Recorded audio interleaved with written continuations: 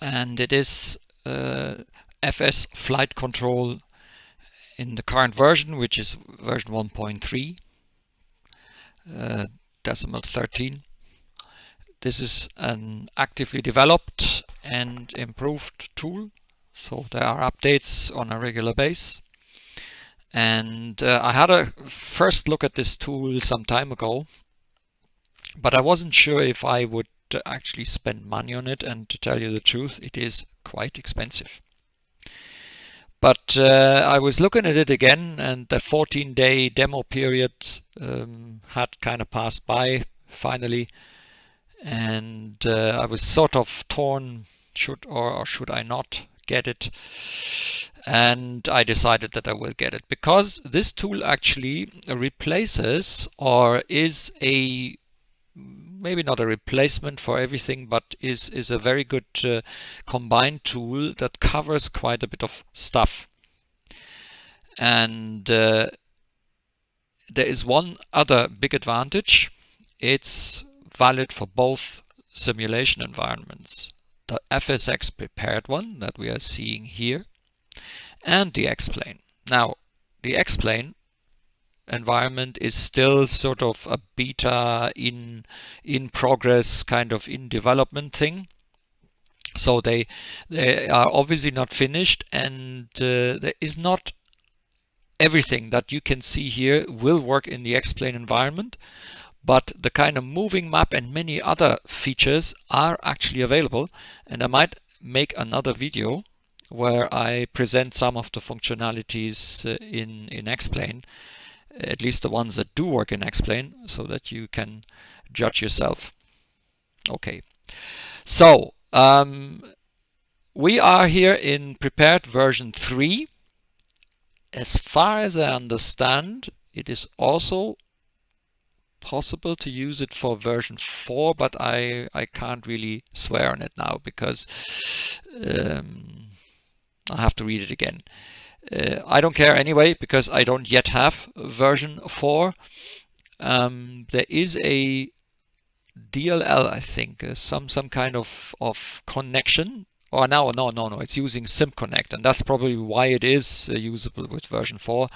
It uses SimConnect. It doesn't need a special DLL, and interestingly, it also doesn't need anything for X-Plane, because it uses one of the built-in X-Plane communication methods, UDP on some port thing. So that is quite handy. Now let me show you the tool here as part of the OBS setup, because that is a bit easier. First of all, I do have an unobstructed simulator here for me, and you guys can still see that window, although it is a bit smaller than in real nature, because it is actually quite big. So if I move this, if I move it here, you can see that I've made it a little bit smaller so that we see a bit more, but that should still be fine for you. Now, there is another really handy feature with this tool. There is an app for Android as well as iOS, and this app is quite an interesting one, because it basically, what it does is it takes all this stuff and it actually makes a kind of a screen scrape on your iPad or on your Android device. So you see exactly what you see in the application, and for that you don't need to have it open. You can actually make it small, and you will still be able to see it on the app. Absolutely amazing. A very good idea, because basically they don't write an app that tries to simulate and so on. They basically wrote another, it's like a little screen where the content of that window is sent to one to one. So you see the same things that you see on your desktop, you see on the iPad or the Android. Quite amazing. I find this a really good idea, and you can also use the buttons and so on. So really well done, I have to say. Now, this is a really old airplane. This is actually the original FSX Boeing 737-800 that I took from my old FSX installation, because I used to have FSX way back. I put it here on prepared version 3, and I also got a couple of improvements for this. So for example, I put in the ISG gauges so that we get this FMC. And I also use an extended or improved virtual cockpit. You can get this on AFSIM.ru. The Russian sort of AFSIM site, they have this replacement textures, and probably also on other sites where you can get them. And there's also a sound kit that you can also get on those. So, but the reason why I did use this relatively standard old airplane is the majority of the functionality will work completely with standard aircraft. If you use the likes of PMDG and Aerosoft Airbus and others, some of the stuff will work. Probably the majority of the things will work, but there are features that don't work. For example, the autopilot is really dependent on being standard FSX, or in the X-Plane version to be standard X-Plane. If you do use an aircraft that is different to that, it will not work out of the box. But again, the functionality is like some 15% or 20% will not work. The rest of the program will work, also with the expensive PMDG like add-ons and stuff, and the moving map and all these kind of things will definitely work with this. Okay, so let me see what we have here. So the page we're looking at right now is the position page. There you can define where you want that aircraft to be positioned. And you can actually save a situation. So what I could do now is I could say add here and call that test, say OK, and in that case it writes it then under test with lowercase letters. The reason for me doing this is because when I press here I actually change airport and aircraft, and I didn't want that to happen.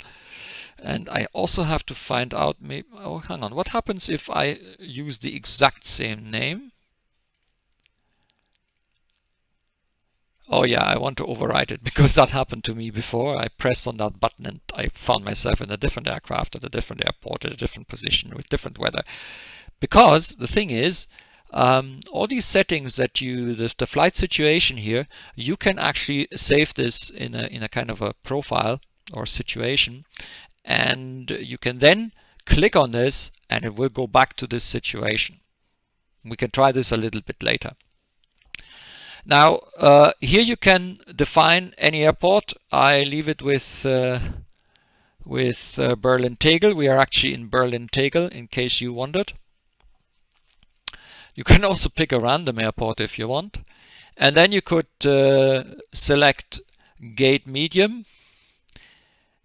And the reason why there's always these pop-ups instead of just taking the mouse is that I think there's a setting somewhere. I just haven't found it before the started recording. The settings I have now are made for mobile devices, so that you can select with your thumb on a screen thing. But I kind of remember that you can turn it off, because it is a little bit awkward when you're running through this with a mouse.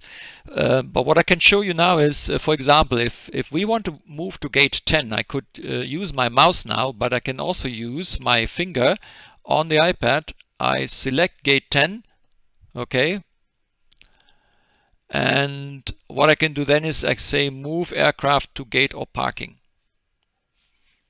What happens now is the thing is repositioned and the situation or the scenery and everything is loaded again. Now this loading of scenery can actually be turned off, and that makes sense for relocations on the same airport, let's say, because it would not load the scenery if you turn this off. I show you where this is done in the settings later. The advantage of doing that is that you would not have to wait like we had now for it to reload.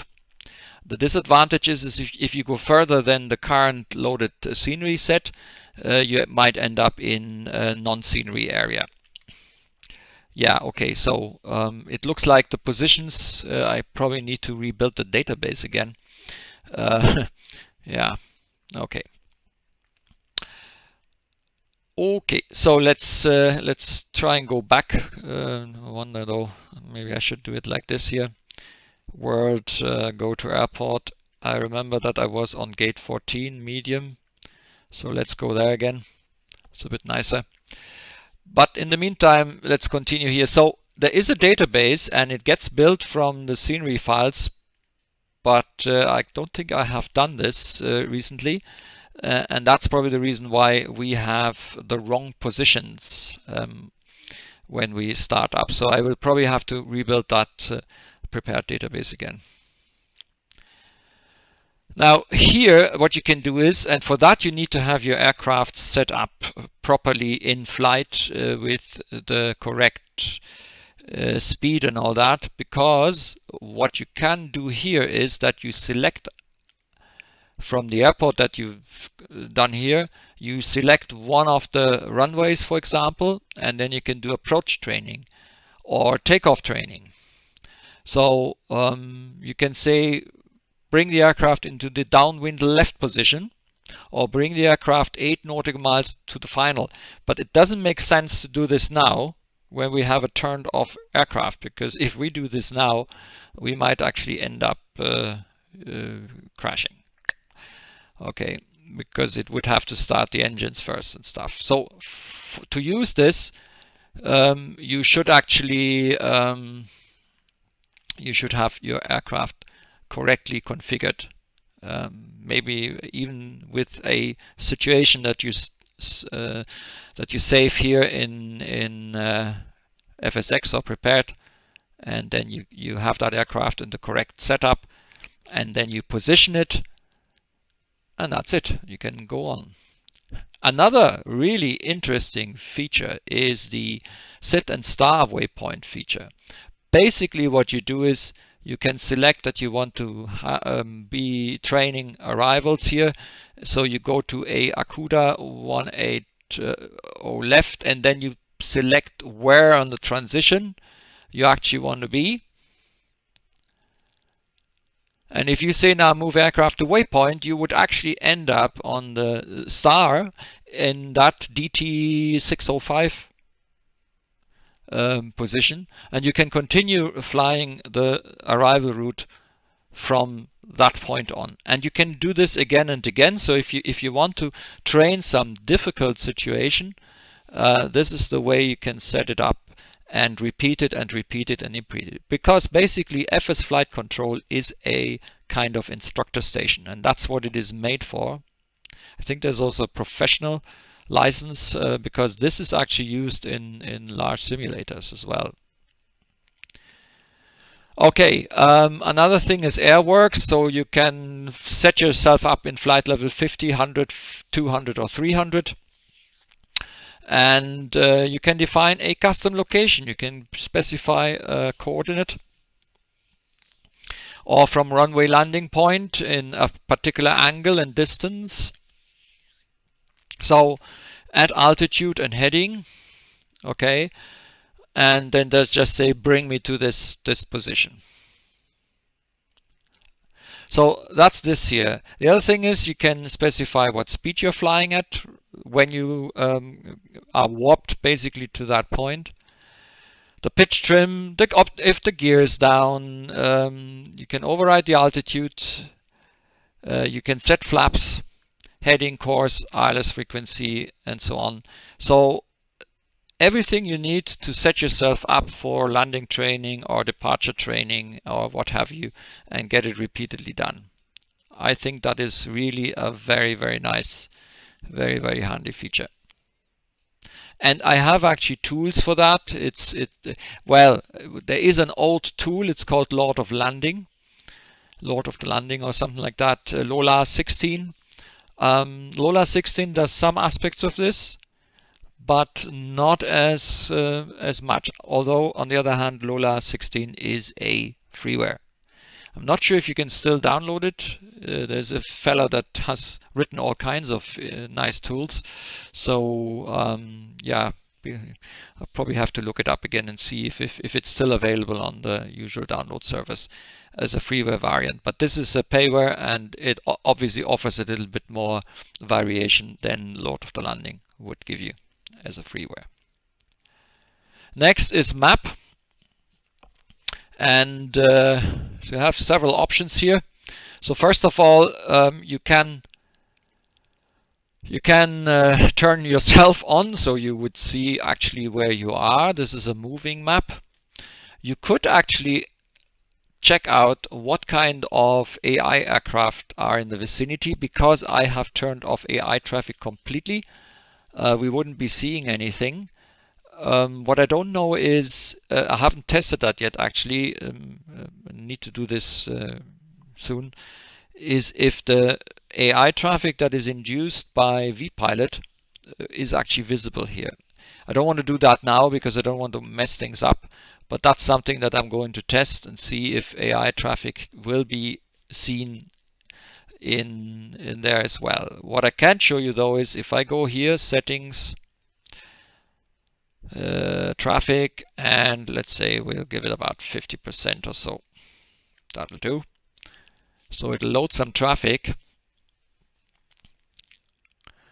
and I'm hoping that we're going to see some traffic here in the vicinity. Yep, well, very little, but here they are. Okay, so there's about 3 aircraft somewhere here in around in Tegel. Let's see if we can find them. So there should be 2 behind us, and 1 should be sort of somewhere here. Let's see. Can we see it?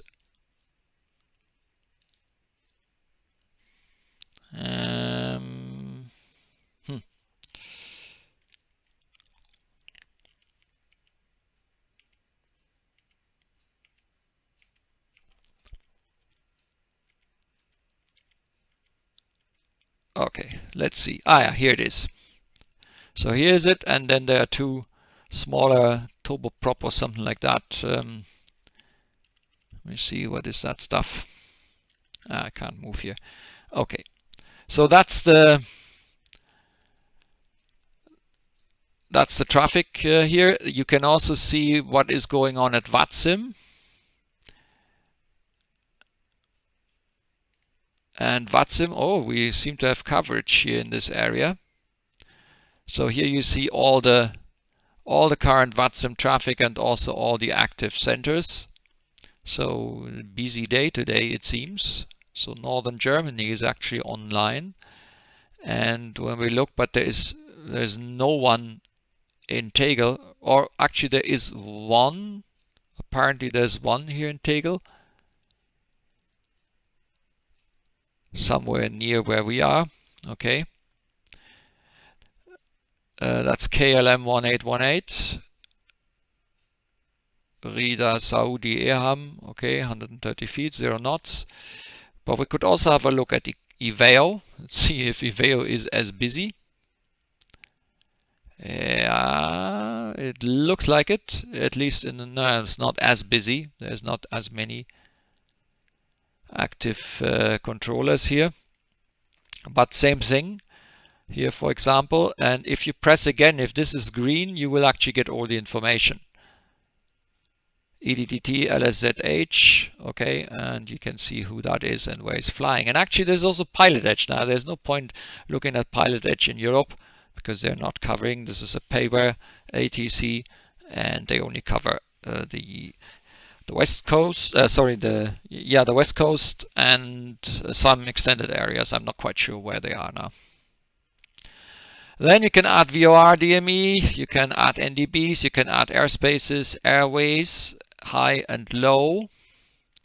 So let me show you that. So the whole airway network, and if you make them green, you actually get the names.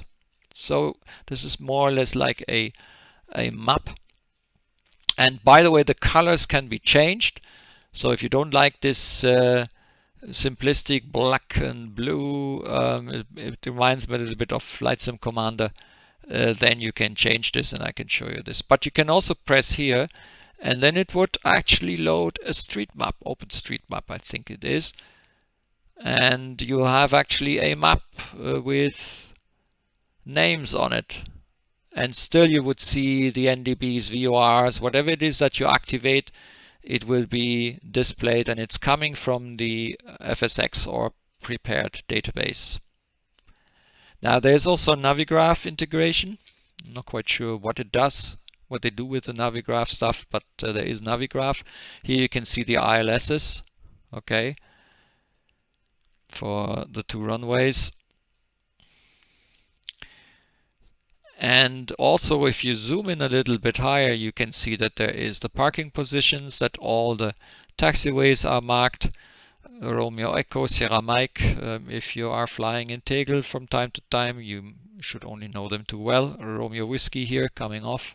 So Romeo Whiskey, Sierra Mike is quite often the taxi instructions, or Tango Sierra, but not so often. Yeah, and very often you come off here at the Romeo Echo when you have arrived in easterly direction, and you have to wait that they allow you to cross the other runway before you then taxi to your stand.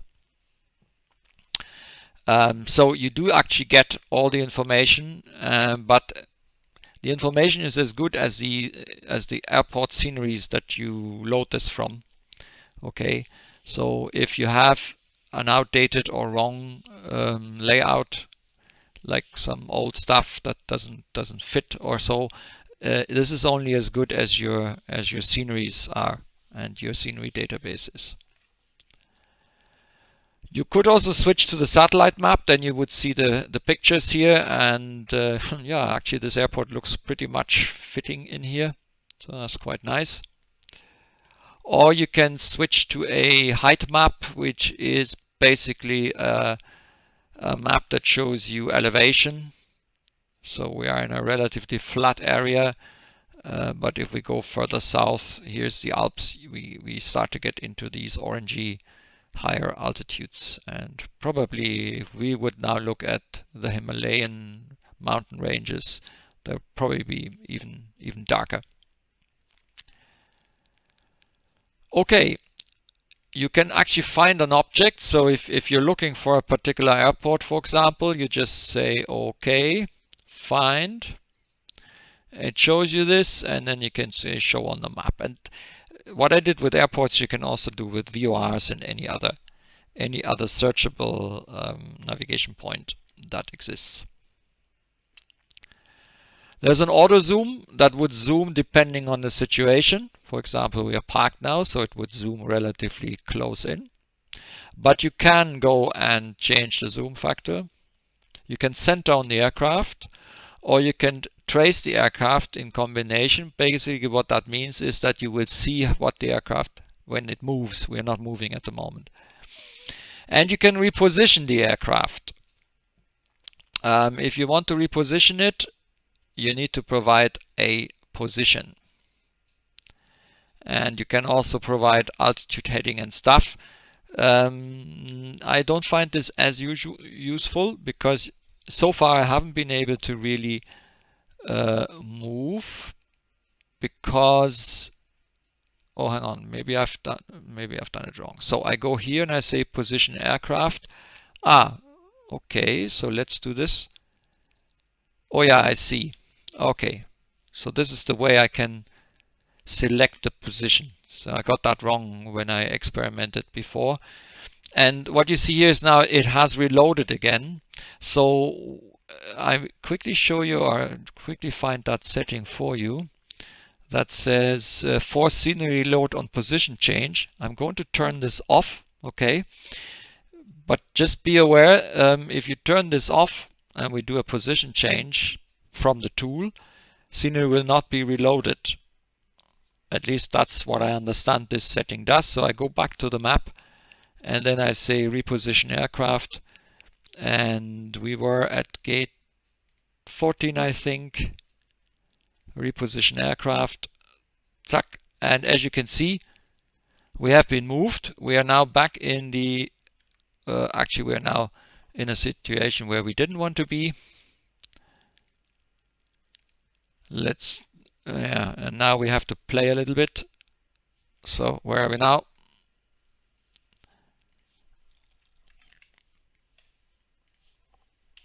Where are we now? I think we are almost back, but not quite. So next thing we can do is I show you some other feature. We are a little bit too far away now. So there is this view slew thing, and that basically gives you a nice interface to slew your aircraft into position. So for example, we need to get to the Boeing 737 position, which is basically here. So the first thing we do, we are in pause mode. Hang on, disable the slew. I have to unpause it. Okay. Now I say enable slew, and then I press that button and I wait that the aircraft moves into the correct position. Okay, and now I go forward. And this we can even do a little bit faster. And I am now going to try and stop the aircraft. Stop. Okay, let's see.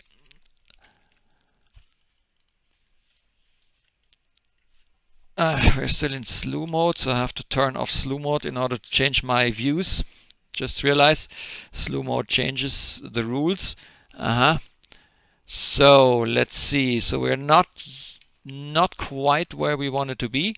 The 737 position. Go out of my view here. Where is it? Actually, the Boeing 7 is here. Okay, so I'm going to enable the slew again, and I'll just move it forward. And I think this is fantastic because it is actually, I find it easier than handling with the keys, especially if you're like me and you don't actually have keys for the slew properly defined, because something went wrong sometime. Therefore, I have actually issues with slewing. Now all the other axes can be slewed as well. You can set the heading, pitch and bank to 0, sort of a reset function. So quite handy, works quite well. Now the other thing that I don't really need in this context, that's the camera views. I do have chase plane. So for me this doesn't really make too much sense, okay? But you can go to the 2D cockpit or you can go to the virtual cockpit, and there you can select positions. These are basically the 2D positions in the 3D cockpit, and you can go forward and backward and so on. You can change the zoom. So that's all very nice, but to tell you the truth, I have chase plane, so to me this is not as useful as it is for someone who doesn't have neither EasyDock nor any of the other solutions for that. So we are back in the map. Now if we set weather info, it actually shows us where the wind comes from and what local pressure we have. We have 10000, exactly 1000. Interesting. And the wind, the visibility and so on, wind is 301 at 10. We have good visibility and we have 18 degrees. So there's sort of a very handy little display here. I forgot actually how measure works. So how does measure work? Yeah, you can somehow, you click twice and I think first click, second click, and it actually shows you this is 81 degrees and it's 0.9 miles. That was, yeah, that's the way you use it. So you can kind of measure on the map and it gives you the distance and the angle. And when you turn this off again, they disappear. There's a compass rose, but you can only see it if you have a higher higher view sort of. So if you're zoomed in like this, you will not see it. And you can actually print the map. Now, we don't need this, but you could actually print out the map on a printer if you so like. The weather stations. The weather station, it should actually show us the next weather stations, but I'm a little bit confused now because I can't really see one. Ah, there it is. So there's a little icon here, and it says EDDT. It just shows you where the nearest reporter for weather is. And what was that again? User POI. I need to read on that. I actually forgot what that was. User POI. Anyway. And by the way, whenever you move the mouse down here, you will actually be able to see what coordinates that is. 52, 54, 476, where my mouse pointer is right now. Next, flight plan. Now that's also a very handy function, because it actually allows you to either create your own flight plan or load flight plans, and there are several ways of doing this. For example, there is a load a safe flight plan. If you actually, I think I should turn off the app, because I was having the app run, because I think if I turn off the app now, well, anyway. So you can either create your own flight plans, and I had been experimenting a little bit. I think this one is from Tegel to Oslo Gardermoen. I did this before, runway 26 right, runway 19, and if I say load, it actually will load the flight plan here, and it even knows the SIDS and the stars. So it has given you here the flight plan. Now there's one little disadvantage with this function. It doesn't contain altitudes. So the SIDS and stars don't come with any kind of altitude information. And that is not, unfortunately, not as useful as it could be. But what this is really useful for is if you want to have your flight plan here on your map, and if we zoom out and let's put away the... So here we can see now this is a flight from Berlin to Oslo Gardermoen here, okay, and you can get yourself a window here and check again what the waypoints are. And in order to have your flight plan on your moving map and that you see where you are regarding your flight plan, I think that is quite handy and is quite useful. So I don't mind having that. But we're not done yet, because I could actually create a new flight plan, and I have several options of doing that. I can basically synchronize with my flight simulator flight plan. So if I have loaded, why don't we do this? If I go here, load, no, that's situation load, hang on. No, no, no, no, oh, come on. No, no, no, no. Stop, stop, stop, stop. Wrong load. I wanted to go into flight planner. There, I press load. Load, load, load, load, load, load, load. So, we got another one from, yeah, there's a flight from Berlin to La Palma on the Canary Islands, high altitude airways. Yeah, that'll do. No, don't move, just leave it where it is. So it's in here now. So if I press here, it should actually synchronize with flight simulator flight plan. Yeah. Am I missing something here? This is here, this is here, this is here. Ah, okay. So now it has seen it. So it has transferred it now into my tool, and the good thing is I can go now to the moving map and presto, I see my flight plan. Okay, so that's also very handy, very handy indeed. But we're not done yet. Basically, if you have the Aerosoft Airbus, it is able to synchronize with the MCDU in your Aerosoft Airbus. And what you can also do is you can go here, manual flight planning, and you can say import a flight plan. And there it gets even more crazy here. Look at this. You can import it from any prepared FSX, FSW flight plan, or you can import it from any X-Plane flight plan, .fms and .flp, or you can import it from Flight 1 GTN.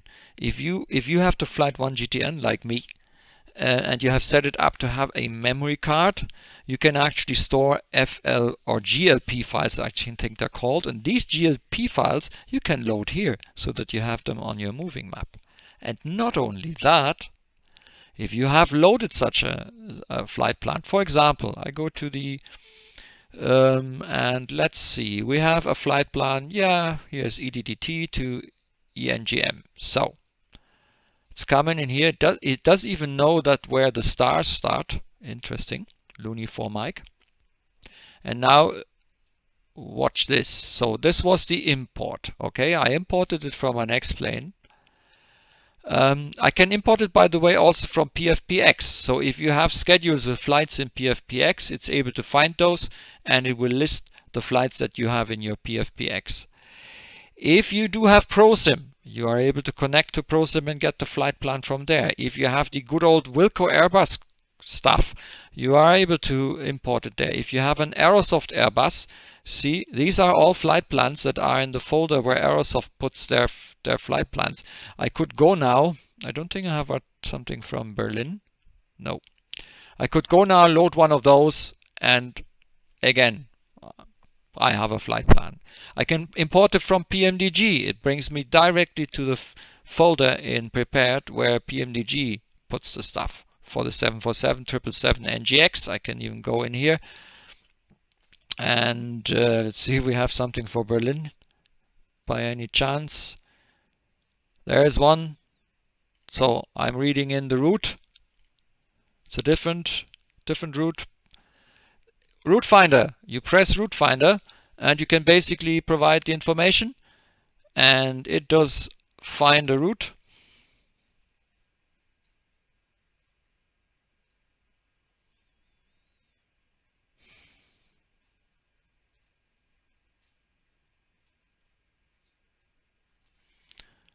There you go. There it is. I can say import the route, and I have a route here.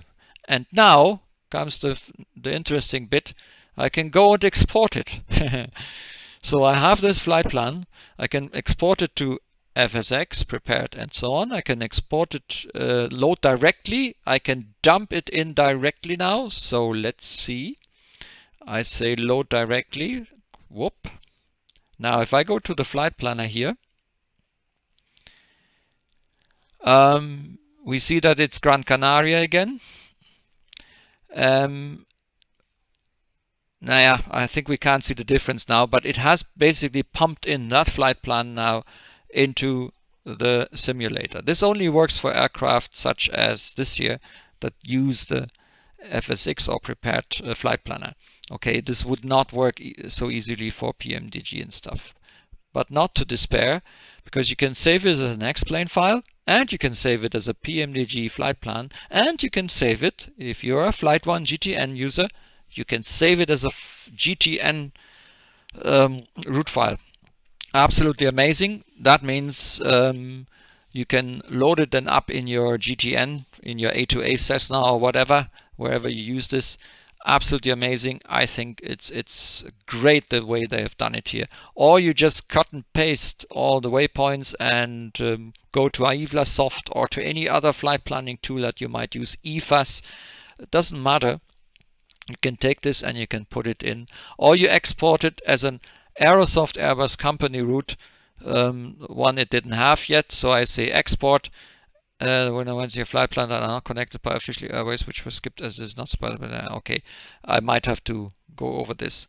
If you have a Wilke Airbus, you can put it there. If you have the Flight Sim Labs, you can export it to the Flight Sim Labs. If you have the Pro Sim, that's a suite of PFD, ND, and so on, you can dump it directly into the Pro Sim.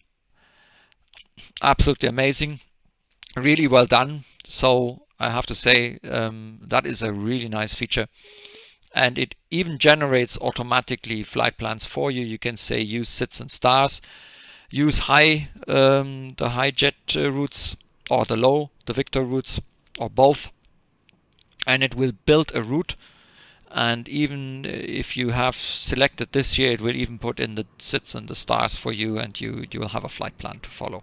The only thing is you will not have altitudes in these flight plans. That's the only little thing that is missing. Okay, so let's get to the next here, and that's conditions. And I see us already having more than one video because there's so much to tell about this tool that I don't think I will be able to make it in one go. And I don't really want to make these videos too long, so I guess we will just have a quick look at this feature now, and then I'm going to interrupt here, and we'll continue then in the second part. So the current weather from the simulator. Now let me quickly check here. There is a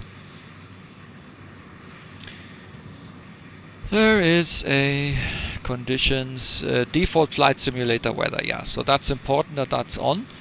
I would have expected to see the current weather, but for some reason no weather information from simulator. Not quite sure why we don't see this here. We should actually be seeing the weather. Let's go to the next. So, building storms, clear skies, cold fronts, fair weather, Orbix weather. These are the available weather schemes that you have in prepared. So if you go to world weather, see here, you can create your own, or you can use one of them prepared ones. So I'll just click on building storm. I don't have Active Sky Next active, okay. So at the moment I have not started Active Sky Next. I click on clear sky, and I'm not sure what's wrong with these sky colors, something that I'm really not happy about, but there you go, because they look really dull and strange. Cold fronts, fair weather, fogged in, grey and rainy. It's raining now. See how quick this goes? Heavy snow, major thunderstorm with big clouds. Now these are clouds from ASCA, from Active Sky Cloud Art. Orbix weather 1, Orbix weather 2, which is kind of a clear weather, and I need to get the flippant sky blue again. I don't know what's going on with the sky colors. It's something that drives me really mad, because since I use ASCA, this is not really the way I want it. It's really bad. I think it's bad. Anyway, Orbix weather 3. I guess you get the point. Okay, and see how quick this is switched. Absolutely amazing. You can create your own here. Just save them. Winter Wonderland. Let's go to Winter Wonderland, and we have snow. So real-time weather. Send real-time weather to Flight Simulator. It loads the weather from the nearest station, and then it updates the weather depending on what's going on. Load next station in custom weather. Send real. Okay, update running 5 of 11 stations. So it's So it was pulling the information, and as we can see, we have bad weather out there.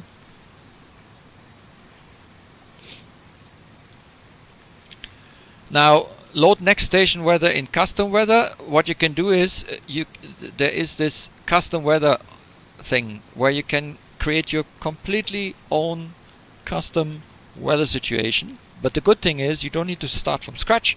You can actually take a current situation like this here, you can bring it into custom weather, update it, and then you can do your own thing.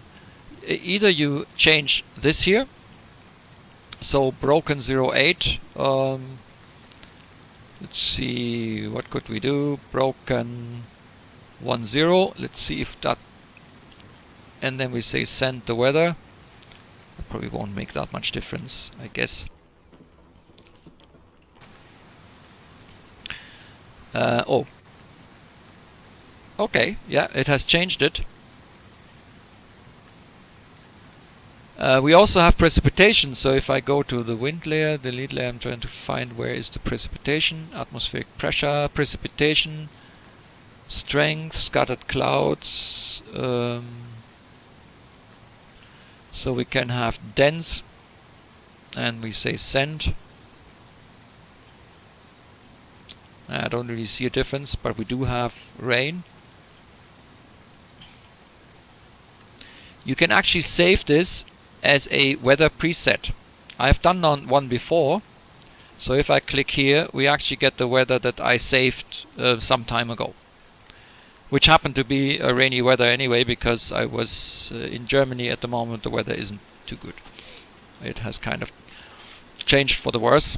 And actually in Berlin this weekend, or since Thursday, there had been Xavier, a very strong storm, orkan as we call it here, and it has killed 6 people, or 6 or 7 people, and it also has brought flights and trains in the whole of the north basically to a standstill, and a lot of people, a lot of my colleagues as well, they were not able to get home for this weekend. So that was quite bad actually. Season and time. You could go to the winter dusk and it will reload. In this case it needs to reload because we have changed the time. That will take a moment. But you could also select a date, a specific date and a specific time, set custom date and time, and it will change the clock and the date to what you have selected. So that's ILS visibility, by the way. As soon as we are back, I can show you that as well. If you want to test your abilities to do an ILS approach, Cat 1, Cat 2, Cat 3, so on, why don't we just have to wait a little bit? I would go for the 08, runway 08 left, and I would put it on the runway here. So again, it will need to reload. We are in winter now. Prepared does have winter. We are still paused, that's normal because we have moved. And now let's quickly go through the conditions again. ILS visibility. This is what Cat 1 looks like. This is what Cat 2 looks like. This is what Cat 3A looks like, Cat 3B and Cat 3C. Cat 3C is basically no visibility. And if you have a Cat 3C capable system, you should be able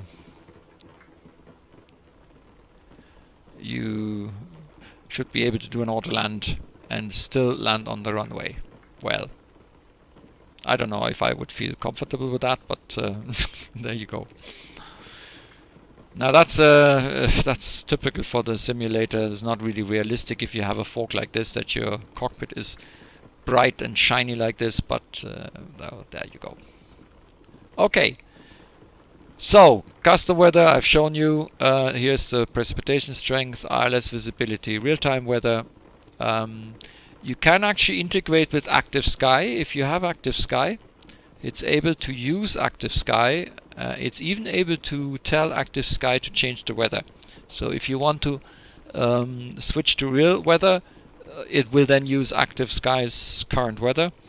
But if you make changes in the custom weather, you can actually have Active Sky to take this on. So the only thing that isn't working here for some reason is the current meta, because basically what it should do here is it should actually show us the current weather. Not sure why that doesn't work. Okay, I think the video is long enough for that first part, but that gives you already an idea, and I haven't even turned on the aircraft yet. We'll just be experimenting. There's so much you can do with this tool, and in the second part we'll continue exploring it, and also I would probably do maybe a third part where I'm going to show you what is working in X-Plane and what isn't. Until next time.